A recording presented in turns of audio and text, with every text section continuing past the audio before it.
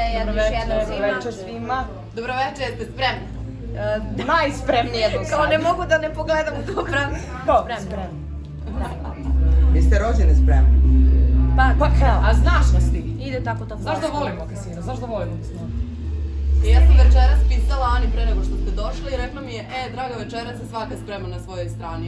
Ne spremaju se zajedno, nisu na Dorćolu, na dobro poznatom mestu. Pa jednom Boga mi spremali smo se, da. Da, Kosta je tamo bila sređena kod Dramićanina Aleksandra, naravno, kao i uvek. Doduše, njih dve su se šminkale tamo i ja sam ovog puta sama preuzela palicu, kome se sviđa, javite se 062. Šalim se, naravno. Jel saznaju nekad fanovi vaš broj telefona? Ja ne znam stvarno kako, ali mene stvarno u Svaki posljednje dan. vreme dosta ljudi zove, ja ne znam odakle ima broj telefona. Preko dostavljača hrane, verovatno. A to je da. Jel često zovete dostavu? Vrlo. Nažalost radi Glovo, ono, u pola noći kad ne mogu da spavam, tako da... Bude posle neka poruka, ali ide to na poštu. Šta se najčešće naručuje? Pizza, Burgeri. A sad došao taj period kad ono svi pred leto treniramo, spremamo se. Pa viš, malo smo smršale iskreno. Pa je onako. Sanja, mnogo su se smršale, da li se... Stvarno!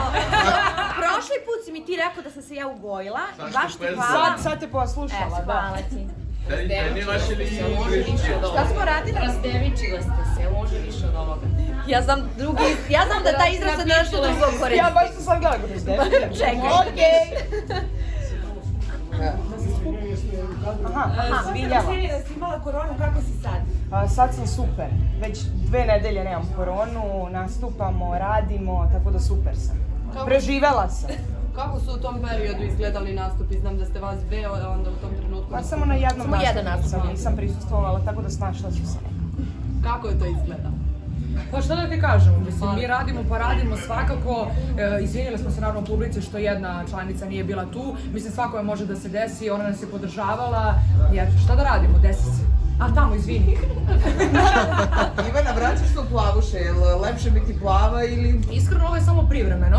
Ja sam bila bakarna provuga, ne znam kako se ispravilo za ombrazina, moramo da pitamo Dramićanina šta se desilo, ali uglavnom ja svakako vraćam crvenu kosu, ali čekam zimu. A ste plavuše bolje provodi? Ja se provodim isto kako godinja kosa. Mi to po godišnjim dobima, menjamo boje kosi, da. Jel verujete u više... Samo ja ne. Da. Jel verujete u viceve o plavušama i se ne smijete ili... Mi smo bre pametne plavuše. E sad, ovako, vidimo da Ivana ide u Remediku, vidimo da Sanja ide kod Mirjam, jedino ti ne ideš ni jedan salon, zašto? Kako ne idem? Sad ja idem kod Dramićanina u salon. Ne ideš tamo, ja vidim njih za tezanje tela kao treninzi, ležimo i tako dalje. Moramo malo da se vratimo u formu, malo smo se zapustile, ali evo, mislim da... Hvala, ja sam rekla da su... Sredile smo se. Mislim da sad ulazim i ja u te godine, znaš, pošto sam najmlađa, pa kao sad ulazim u te godine da i meni treba. Da vam kažem. S godinama dolazi i problemi. Kičma je počela da strada pre jedno 3 meseca, tako da sam ja već počela ozbiljno time da se bavim. Ko je u godinama žene moje, znate kako je. Žene se razumeju. Malo pre smo pričale o tom broju, da mnogi dođu do vašeg broja i tome slično i generalno pričamo stalno sa vašim koleginicama o nekim incidentima na nastupu. Skoro smo vidjeli da je tebi čovek uzeo mikrofon, je li tako? Ali to stvarno nije bilo jako bezazleno je to bilo, nije bilo ništa strašno.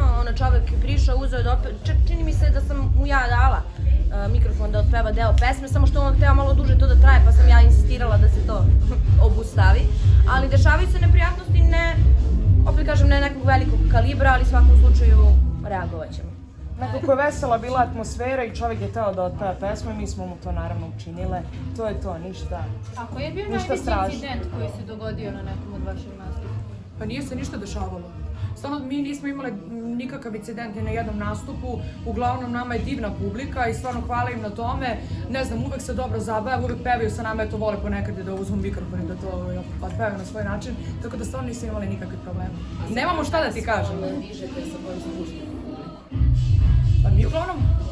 Pa sa ovim našim, onako malo bržim hitovima dižemo publiku, a sa baladicama na kraju ih malo... Mi imamo samo jedan deo u toku nastupa gde imamo u stvari taj spuštajući deo.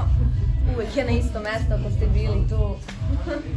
Verovatno se sećam. S na to da je tvoj partner u političkim vodama, nedavno su bili izbori, kako je izgledao taj dan kod vas? Ko je moj partner? Mislim, ja ne pričam o privatnom životu, svi to znate, generalno ne volim da se eksponiram na taj način, tako da ništa o privatnom životu. Znači, izbori su prošli.